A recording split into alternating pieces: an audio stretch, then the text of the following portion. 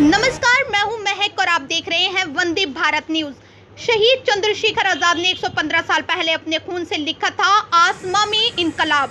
प्रयागराज में आज देश के वीर सपूत शहीद चंद्रशेखर आजाद के शहीद स्तर पर आजादी की 115वीं जयंती मनाई गई। चंद्रशेखर आजाद जयंती पर कंपनी गार्डन स्थित आजाद पार्क में उत्तर प्रदेश के उप मुख्यमंत्री केशव प्रसाद मौर्य ने शहीद चंद्रशेखर आजाद की प्रतिमा पर पुष्प अर्पित किए और उनको याद करते हुए शहीद चंद्रशेखर आजाद के पद चिन्हों पर चलने का संकल्प लिया।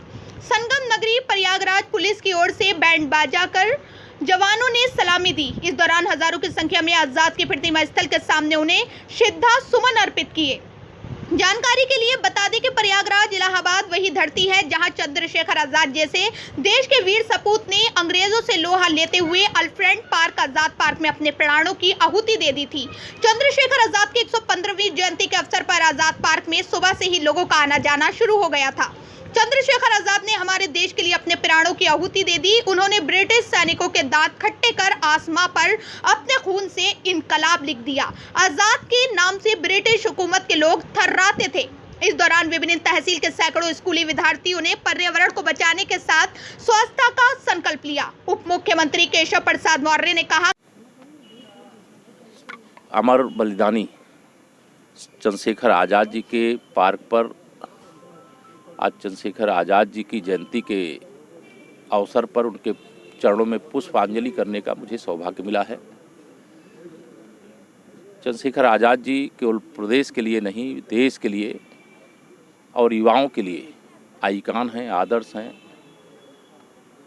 उन्होंने अपने खून से, विशेष तौर से अंग्रेज़ों की पराधीनता से इस धरा को मुक्त कराने के लिए प्रयागराज की धरती को सींचा है और एक संदेश देश में दिया है, जिसके कारण हम अंग्रेज़ों की पराधीनता से मुक्ति पाए हैं।